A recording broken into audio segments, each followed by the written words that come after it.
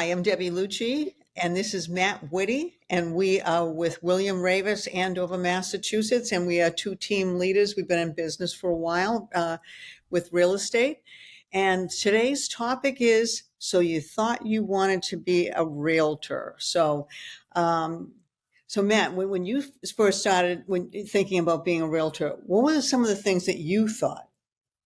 I thought the first thing I thought was I said, wow, this is great because I get a 5 or 6% commission and then I take all of it. I And thought the same thing. uh, what is the reality, Debbie, of that statement that you get the 5 or 6% all to yourself? So it's always usually divided, most of the time it's divided by four, and it could be even divided by five if you're dealing with a referral company or a relocation company or something like that. So it's a lot less than you think it is. But I thought that, like, wow, I'm going to be a millionaire. Like, look at all this money I can make. Um, and so, you know, I don't know about you, but some of the things that I thought about the job were, of course, one of the things I had to do was I wanted to make money. I had to support the kids, but um, I thought it was a lot more glamorous job than it is. And I also thought one of the things that I didn't realize when I first started is it's extremely emotional for people. So you're almost like a therapist in between the transaction too. So um, I'm big on, on hiring team members that want to be full time, that are driven, that want to make money and do a good job for the clients. That's my goal, hiring people. I really think it's a disservice to get your real estate license and get into the business to sell a couple of houses. I don't think you're doing yourself or the people that you work for any favors. So Totally. Yeah. I mean, how can you get any experience if you're selling 2 houses a year? I mean, you really need to have that volume. right. So think about it too. Like, for example, one of my agents came up to me. She was first starting out with us and she was full time. And she said to me, this agent won't call me back. And I said, how many times have you tried them? She told me it was quite a few. And I said, they have another job. So that's half the problem. You've got these agents that are working full time somewhere else. This is Mhm. a full time position and Right. they can't pick up the phone, or they shouldn't pick up the phone because they're working for somebody else, and they can't do the client a service. So, Totally. so what do you think some of the positives and negatives are about the job? Yeah, I think the positives is the sky's the limit in terms of how many transactions you can do, and I think the harder you work, the more the more positive outcomes are going to be. As opposed to maybe just going to a 9 to 5 job and you are what you are and you just sit there and wait for promotion. So I feel like you can kind of control your own destiny, which I think is Right. a huge positive. I think that's a huge positive too, but I think you have to be the type of person, even though you're working for a company or a team, you have to be an entrepreneur. You Mhm. have to be willing to work really, really hard. I think you have to be willing to invest in your own business, even if you're an individual or work with a team. And I think I've seen recently when we do a lot of training, it seems like there's some people that just want to go to school. They're not really sure they want to, sell a house. It's not a hourly wage. You just sit there and make nothing. So, Right. right. So, but you can do what I love about it is the same thing. You can do really, really well in this business. There's no cap on your income if Right. you want to work hard. Right. But I do, 100%. right. Yeah. But I And do think it takes experience. it does. Yeah. No, I mean, I remember my first year, the first 6 months I made $10,000. And that's just the reality of what it is. You have to know, like, all right, well, you're learning the business. You're not just gonna make $100,000 in 6 months. It's ridiculous. Unless you're No, some sort of prodigy. It's just hard at first. I think you have to put the time in. I know some agents, you know, and I think we provide a lot more training than we used to when I first formed a team. Um, some agents they take off quick, Hmm. Because we do have kind of lead generation here, which we didn't have that much when I first started. They did have old fashioned floor time. Um, but I do think it's a real skills based job, as far as you're coming up against obstacles all the time, and I think that you have to learn those skills. And you have to be open to learn those skills. And I think it's a lot of role playing, objection handling, good negotiating skills. And I think that when you're working for a buyer or seller, that's what they want out of you too. And I think it's a little bit different. But I think that you have to be, if you're thinking of getting in this business, it's, in my opinion, okay, I don't think that you can do this job well if you have another full-time job and you don't devote the time that this one needs. It's not just going to fall in your lap. So, Right. for example, a gentleman called me and he was thinking about getting on the team, and he said, I have this other job, and they hand me. I've been to two companies, and I said, well, how many houses have you sold? He's been doing this for a year now, and he said none. And I said, well, geez, that's a good company that you told me you were just with, and I know they have a good training program, and they're handing you these leads and you haven't sold anything. And he just wasn't, you could tell, wasn't willing to put the time into it. It does. It takes time. You got to earn your stripes.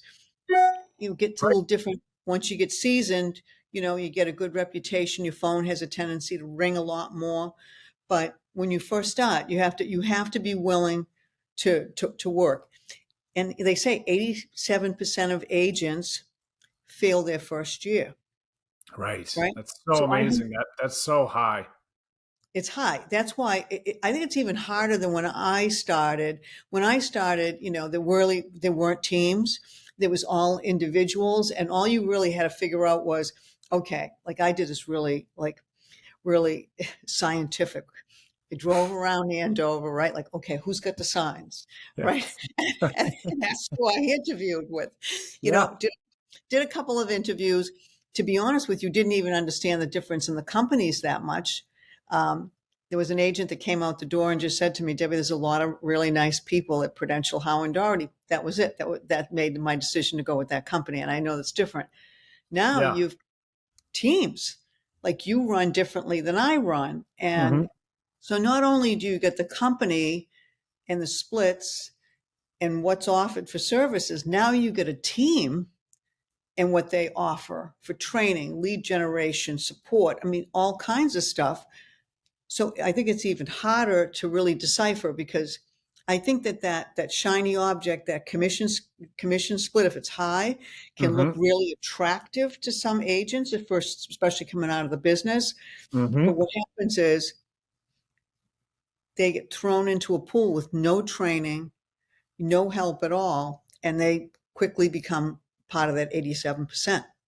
It's true. And since you brought that up, I read one of the misconceptions today is um, that all your marketing is paid for by all the different real estate companies. So what's the reality of that? So if you come in to us as a single agent, what's paid for marketing in not just our company, but any company versus maybe being on a team? What does the marketing cover?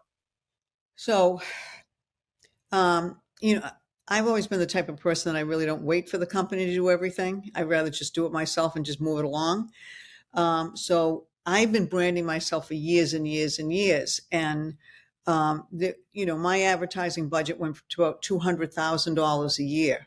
So we were doing TV commercials, North Shore Magazine. We were doing all kinds of stuff on the internet.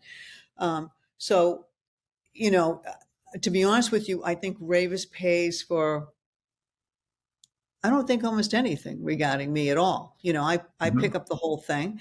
Right. Um, Regarding like the team members, okay, they get a lot of free advertising because they post out on social media, newsletters, things like that we have somebody just keep pumping for them. So it's a little Hmm. bit different. There's a lot more social media. There was none when I first started, Right. you know.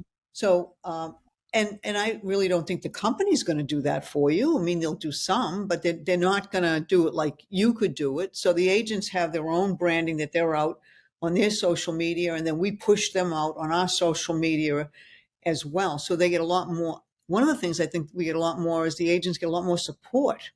You know, Hmm. my agents get a lot more support than I could ever remember getting out of a company. You know, Yeah, they, as a single agent, I remember walking into Remax, and people were nice and stuff, but people they have their own agendas, and they oh can't, yeah, stop and come over here and say, all right, you should be spending this on your marketing. And I honestly don't even remember what I paid for first or second year. I mean, on marketing, but very little. Maybe it was like New England Patriot calendars or something. I'm like, oh my god, I can't believe I'm spending $200. yeah. You just don't have the help. Right. I used to close a deal and then invest so much back in marketing. That's how I figured out my marketing budget was a certain percent. Right. And I used to invest when I first started in the, believe it or not, the Andover Townsman. Hmm. If they bought a house with me, I would, and we closed, I would give them a rebate and stuff like that. And I actually got quite a few listings from it. You know, I remember one guy saying, you know, this girl's around. If she's in the end of a townsman like this, they call me on Labor Day weekend, and I think I was the only one hanging around, right? So he Right. called Right. me over to his house. Um, Yeah. right, but It's they do, you know, they can brand themselves, my agents, as much as they want. They all have their own websites that we provide. Um, nice. you know, but you know, the agents still do have to pay for certain things. You know, the more branding they wanted, like, you know, Raveis was no way in heck going to pay how much I branded myself. Why Yeah. should they? You know? So Truth. Yeah. right, It's a good point. Like your base cost as a single agent is probably at least a couple $1,000 just in National Board of Realtors fees, MLS fees, error and emissions fees. Just we haven't even marketed anything yet. Just right, basic stuff. And then you start to add in the marketing on top of that as a single right. person. Yeah. Right. So I don't think, I think it's a business that if you think it's, you know, glamorous because we go look at the beautiful houses and stuff like that, I think you really got to look at, you know, if you're just sitting here and you're not motivated, it's really not worth your while, because you Right. do have a lot of dues that are due, errors and omissions, things like that. You're talking about just walking in the door. And also I'm really, I don't think you do your customers any service. You know, and the sad thing is those clients don't even know how much money they leave on the table Mm-hmm. by hiring someone part-time. So, Mm-hmm. but what I like about it is, again, that you can there's no ceiling. You can make any amount of money that you really want. Yep. Um, I like it because to me it's I love the changes. Real estate changes so much all the time. There's always a better strategy. You can always learn something new all the time. I bet, you know, I bet if you step out of this business for a year and try to walk back in, it's a whole different ball game. That's how fast it It changes, and is. I like that. You know, that's That's one of the pretty. things I like. Me too. I think that's one of the coolest things is trying to stay a few steps ahead of the trends as much as possible. And when I think we probably took the same number of hours course. When I took the real estate course, it was 24 hours. Was that yours too? Oh yeah, Okay, God. so one of the misconceptions is, oh, you just go 24 hours, then you don't need to learn anything new. That's what one of the misconceptions is when people hear about getting into real estate. So what's your comment on that one? Oh my God. So we now have a training program. You think about it. All right. So when I first started, there was a book on the desk that told you what was on the market. All right. The multiple listing just started. It would, you know, crash every 2 seconds. Now, when you walk in the door, you have to learn the multiple listing service. You have to learn dot loop. You have to learn a CRM program and you should have it, even if you're an individual agent, you should have a CRM program, and that's a monthly fee on top of What is that. a CRM for people that don't know? Like maybe someone's watching, they want to be a real estate agent, they don't know what that means. Like, what's the basics of that? Like, what does it look like? Okay, so when I first started, you know, you know, you called me and you say, you know, Debbie, I'm thinking of listing my house. I'd write your name and your phone number and your email address in a notebook, and then, you know, what I would do is I keep flipping the notebook and keep going back after those clients. That's how I kept track of things. A CRM program is something that we have. We use Chime, and we put the client's information in there. And the good thing about Chime is you can email, text, and call from the program. It keeps track of conversations so you can remember, okay, I'm coming back from Florida in a month. It'll keep track of that conversation. You can tag them so that you can find out, for example, if you want to put them in certain categories, you can put them on searches from there. So what it does is it keeps track of your clients much better, because if you keep flipping a notebook, you're going to have a tendency to lose people. So let's say you get to the end of that notebook and that person hasn't bought a house in 2 years, you're on to the next notebook. Mm-hmm. Okay. Whereas if they're in a CRM program, you can label them, 3 months out, 6 months out. They're on a search. You can actually see how much what they're looking at, so to see how active they are. So that reminds you I should give them a call, checking in to see how they're doing. So the CRM program will make you money in the long run. It also keeps track of your sphere of influence that you've closed. You want to keep track of those clients. Like we mark them, closed 2023, and also the month they've closed, so we can send them out something for their anniversary. And so it goes down to if they were the year they closed and the month they closed, so we can kind of keep track of everybody. So I can go back after everybody that I closed for 2022, and call them and just keep in touch, Mm-hmm. ways like that. And I think that that's something that I didn't have when I first started in real estate that I really wish I did. So the new agent, and I think I'm just going to say this, and I am a little bit older, okay? I think if you're a little bit on the older side and you're not tech savvy, you're probably going to have a hard time, Right. because the technology now is, oh yeah, and let's not forget you have to learn how to use deposit link, Mm-hmm. okay? Yep. That's another piece of tech, sky slope. So Yep. that's just a technology. So that's just a technology before you even start. So, and then you should learn, okay, how do I write up an offer? This is the listing paperwork, handling objections, and there's a million of them. And you can almost, if you've been doing it long enough, rattle what a buyer and seller are going to say to you. So, Yeah. how to handle those objections?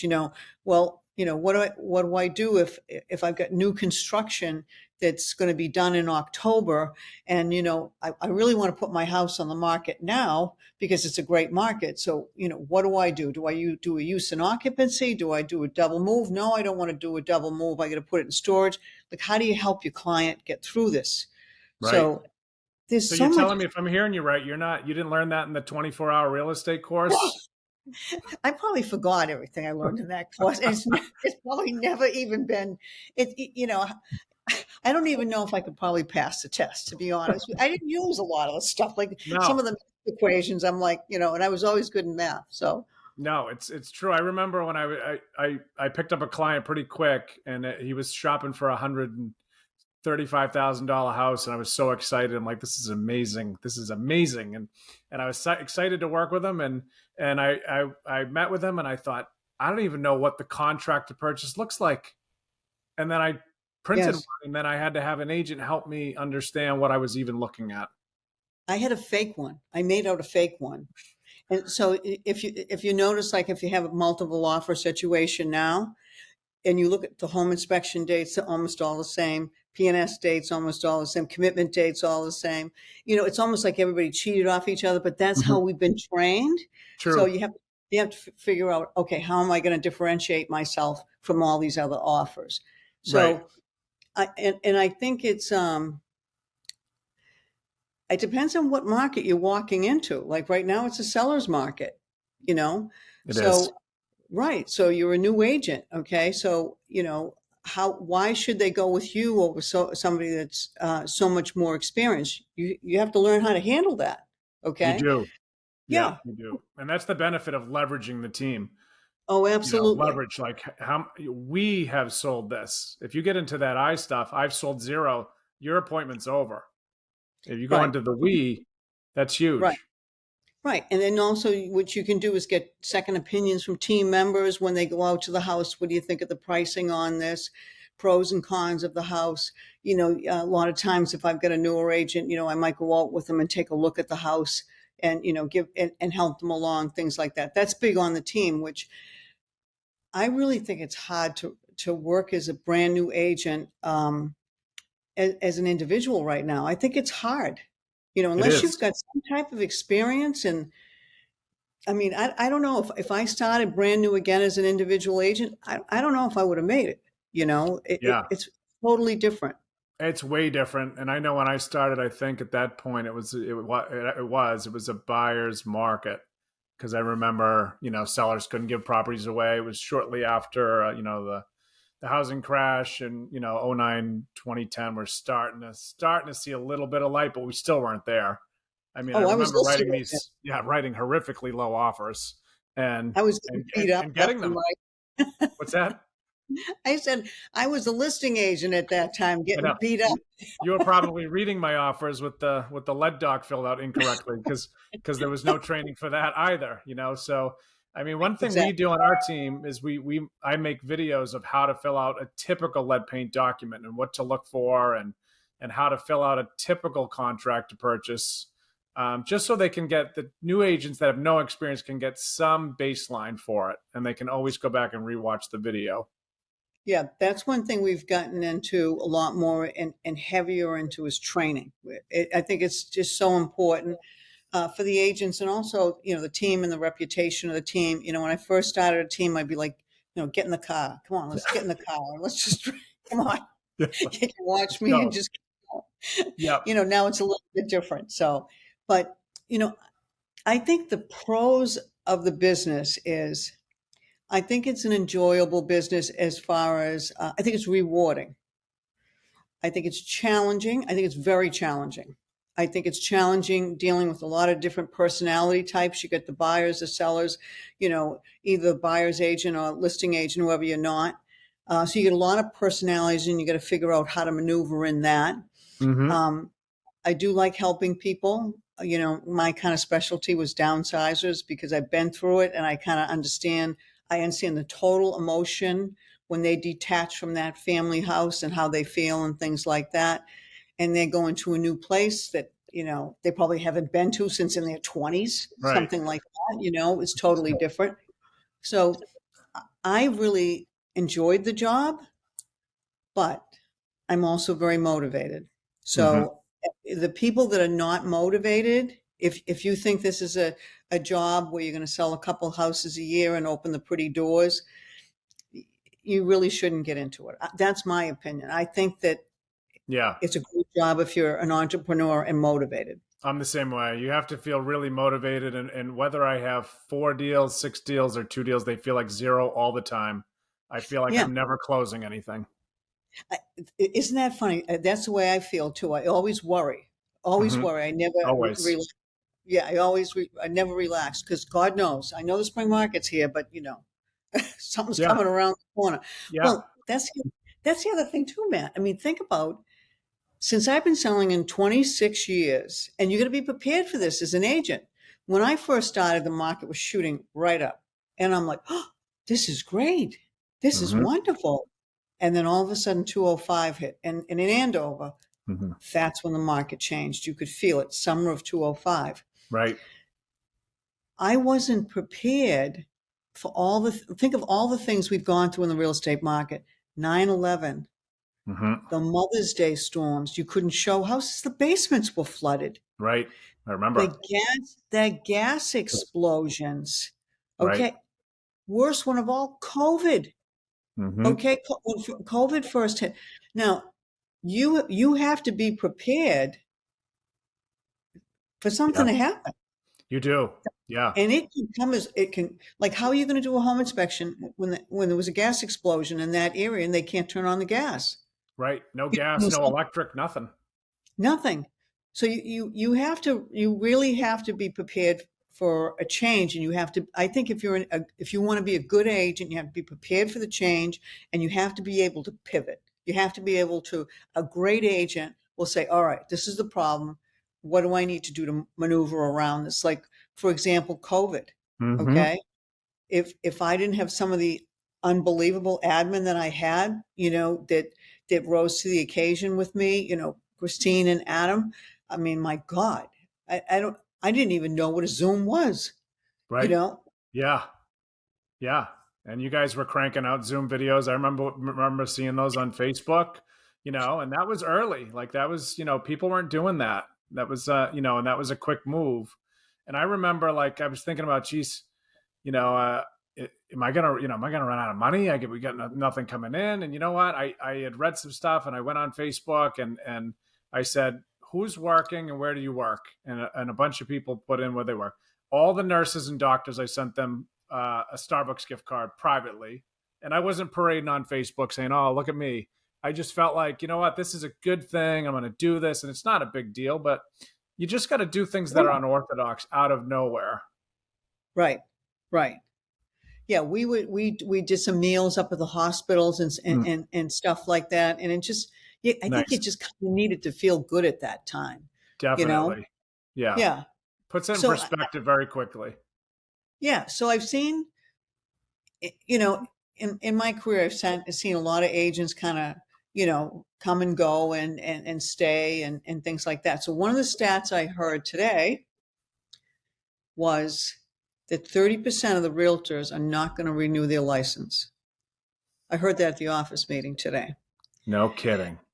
Right. That's a But national stat. I don't know. One of the girls was talking about, I don't know where she got that stat, but, and I said, look at this is not the first time we've seen this. We've seen this during the recession. But my sales, even in the recession, never went down. Because what happens is you get less agents selling inventory Right. and dealing with buyers.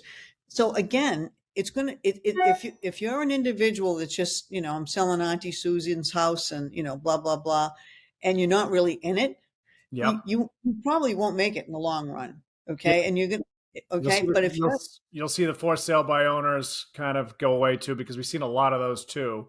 Like forget about agents, right? Just people in general putting their house on the market and selling it, in a weekend. I but think some the of that's problem is, kind of fading out too. right. They never know how much money they're leaving on the table.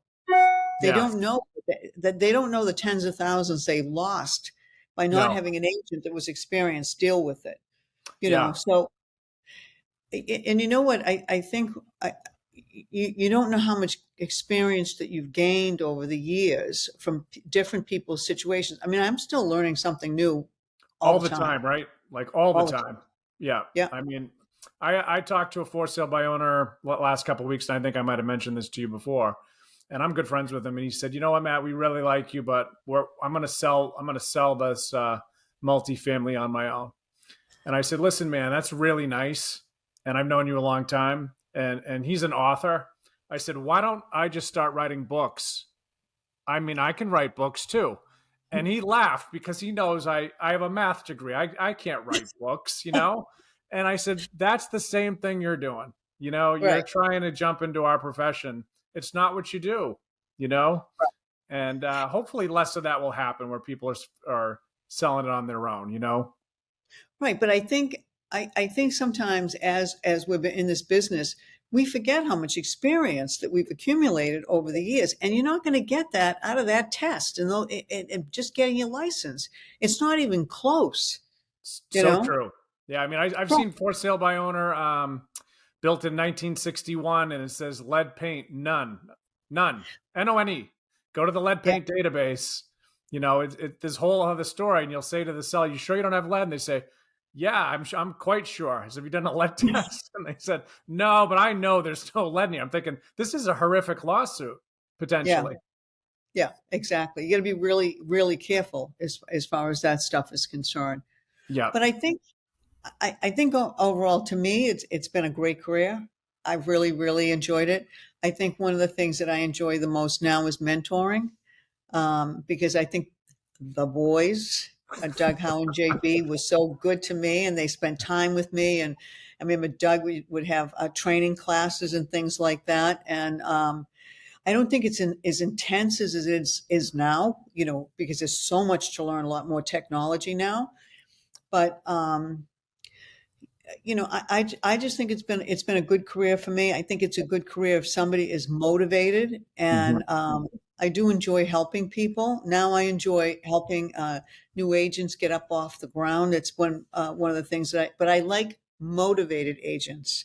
I Right. don't like people that just want to fill the room and not work hard and just take up space. I'm looking for somebody that's motivated because I want to see someone succeed, and that's the type of person that's going to succeed. It's super hard to teach that too, to teach someone to be motivated. If they don't have it, I mean, how are they going to get it? Yeah, it's funny.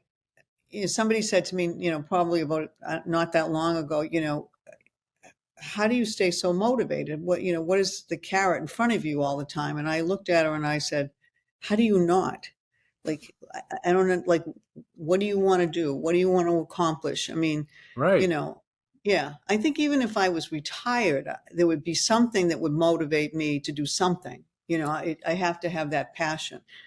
Right. And, yeah, so I'm sorry, I don't think it's the type of job if you're not motivated and you got to get uncomfortable.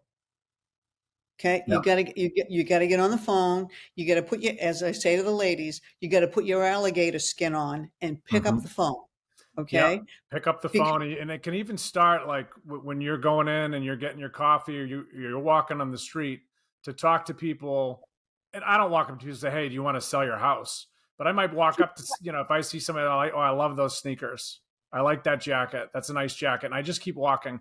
And it's one of those things you got to get used to talking to people. right. You do have to, and sometimes it's not that comfortable. You Mhm. don't want to sound like you're always trying to sell somebody something, but you have to be able to pick up the phone and if somebody's inquired about something and they don't get in touch with you right away, you got to pick up the phone over and over and over again You until you get do. them on the phone, and you've got to be extremely persistent. And I think if you're not, Yeah, you got to be. You got to be hardworking. And I know the pushback is, well, I don't want to bother people. And I look at it as, you don't want that person to accidentally work with a realtor who's going to be out of business in 6 months. And that's the only way you should look at it. Like, I have to help this person before they accidentally run into someone else that could get them into some trouble, you know? yeah, if they've inquired about something, they're asking you something, and it's Totally. your job Yeah. to try to respond to them. And like, a lot of people will say to me, well, geez, Deb, I'm not interested in selling for a few years. That's all right. Like I just had somebody recently, we're not selling for a while, but we want to know what you think we should do. Perfect. Yep. Perfect. You're doing the right thing. I said, give me a timeline that you think you're going to sell around. Because if, selling from 6 months from now is way different than selling 5 years from now.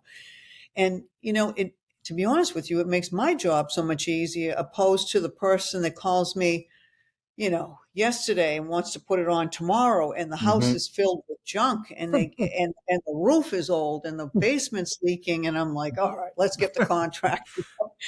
Those you are the know, worst. Those are tough. those are tough. So, never feel, bothered, never feel like you're bothering I mean, like some of my downsizers, they're like, you sure? And I'm like, I've come over people's houses every year for like 3 years. Don't worry about it. Let's Yeah. just check in to see how you're doing. And I give them a market analysis so they know around where their house is. Yep. But I think that's the other thing that you have to be willing to do when you're an agent is this is not like some of these people don't sell. Like, for example, I have 100 CMAs sitting in my database that I've done for people, Hmm. and they're not ready to sell right away. Right. So what am I going to do?